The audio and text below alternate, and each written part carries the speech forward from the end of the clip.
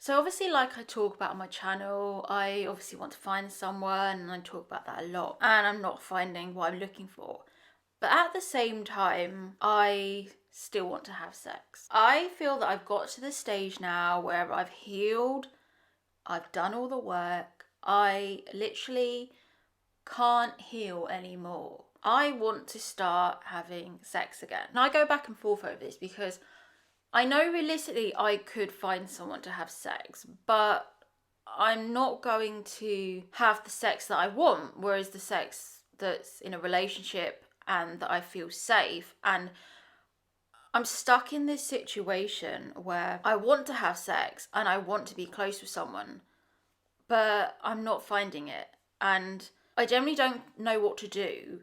I've got to the stage where I feel, is this part of my life that I have to compromise on?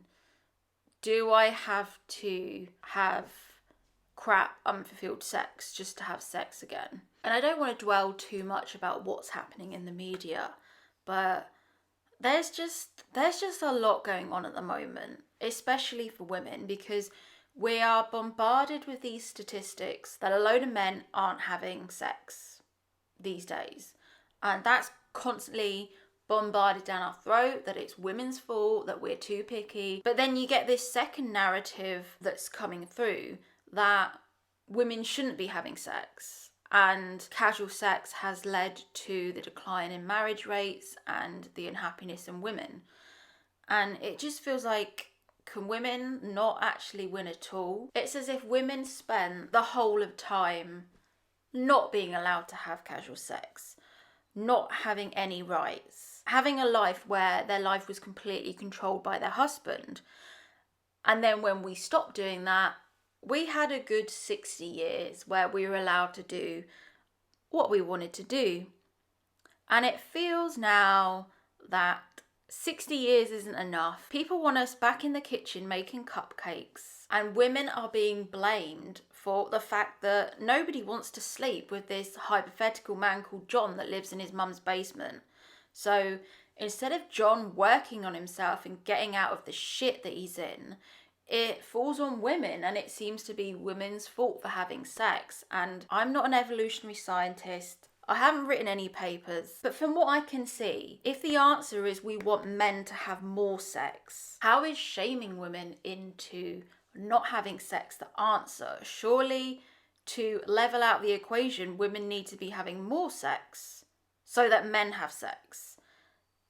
It doesn't seem to make any sense, this narrative of stopping women having sex anymore, because for men to have sex, you need women having sex. Because it feels at the moment like there's this huge backlash against women. There's a lot of conservatism online at the moment, and there seems to be a lot of married people shaming women for not having found anyone, for shaming women for wanting to have sex, and placing all women into this narrative that anyone over 30 that isn't married is this deeply unhappy person that is on antidepressants that wants to kill themselves, when that's simply not true. Everyone seems to have a massive boner about Louise Perry at the moment and her book, and fair enough, all people can have their views. But at the moment, I'm just honestly getting tired of women telling other women how to live and telling women they are wrong for choosing to follow their dreams, for choosing to have a career outside of motherhood, whilst at the same time jumping on a podcast, making money from that podcast, and being the woman that they despise. They can't see the hypocrisy of it. They can't see that they are being the woman that they are telling other women not to be. It's honestly so infuriating at the moment, and that's why I don't watch a lot of the internet anymore, because I feel like I'm always on the wrong side of the argument, and I feel like I'm always, oh, I'm the bad person. I'm the bad person for following my dreams. I'm the bad person because I'm not married. I'm the bad person because I don't have children. And honestly, people need to just learn a basic history lesson. I mean, a lot of people think that women never worked. People think that women only started working in the 80s. People generally think that women have never worked throughout the history of time. But the honest answer is that women have always worked, unless they were of upper class. Apart from the kind of Jane Austen type characters that did generally sit around all day, played the piano, did a bit of sewing, read a few books. The majority of women worked. Women would have worked helping in the fields. Women would have helped spinning, making textiles. Women would always work. Women would have been working as governesses. Women would have been working in service. So this whole narrative that women never worked really needs to stop. So I feel that women are just blamed for everything at the moment. And that was a massive tangent. And I haven't decided how I'm going to do this yet, but part of me, I don't know. Maybe I'm just bored. I think a lot of people have sex and have casual sex to almost get out of themselves and get out of the boredom of modern life. And at the moment, my life is so routine based. I'm literally getting up, working, training, working, at the weekend making a YouTube. There isn't a lot of deviation from my life. It's either working to pay the bills or working on my side hustle. There isn't much excitement going on. And maybe that's the reason why all of a sudden I've started thinking, oh, I need to have sex again. I need to almost make mistakes again and inject a bit of excitement into my life.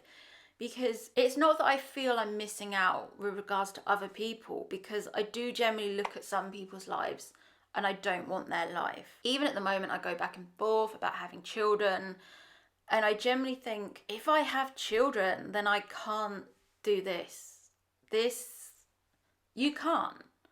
Unless you have money and a team around you, you can't do YouTube and be a mum. If I have children, this dream dies. I can't be a mum and suddenly be like, hang on a minute, can you just take my baby for a minute while I make a podcast about fuckboys? And I generally don't know if I can do this if I have children. So should I just be concentrating on having fun and making memories? And even I've been carried away about watching people online and thinking what they're saying is true. Like years ago, I would watch red pill content as a female and think it was true. And then I started seeing, I don't want to generalize, but I started seeing all the Geordie Shore women go on to marry and have children. And I was like, hang on a minute.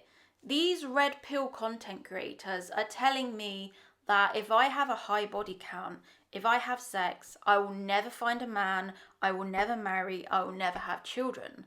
But all these women that have a so-called high body count are now finding happiness and settling down. So that's when we need to be careful about what we're watching. And is what we are watching true, or is it just grifters on the internet? And a lot of the internet is honestly just grifters and sad people. And I fall into the second category. But a lot of the internet is just, you see it, it's just pure grift. I just feel that I've got to start making mistakes again. I've got to start being open to new experiences and making mistakes again. It's not the same when someone is older exploring their sexuality rather than a younger woman exploring their sexuality. I'm wizened to the world now. Maybe jaded or hardened by life, I don't know. But I've just been feeling this recently of wanting to make mistakes again, wanting to have sex again. The thing is with friends with benefits is that it is a type of relationship. Even if there's no label on it, it is a relationship of some sorts. It's just a relationship where the lines are a bit blurred. And yeah, you are going to get attached to whoever you sleep with if you're having a friends with benefits arrangement. Don't go into it blindly thinking that you're not going to get attached, because you will. Even if you're a male, I think you'd have to be an absolute psychopath to go into that situation and not get attached to someone over time. Even though men can dissociate from sex, I still think over time, if you're sleeping with someone and not getting attached, that should ring alarm bells for a man that they're not getting attached to this woman. And why can't they get attached to this woman? Like, are you dead inside?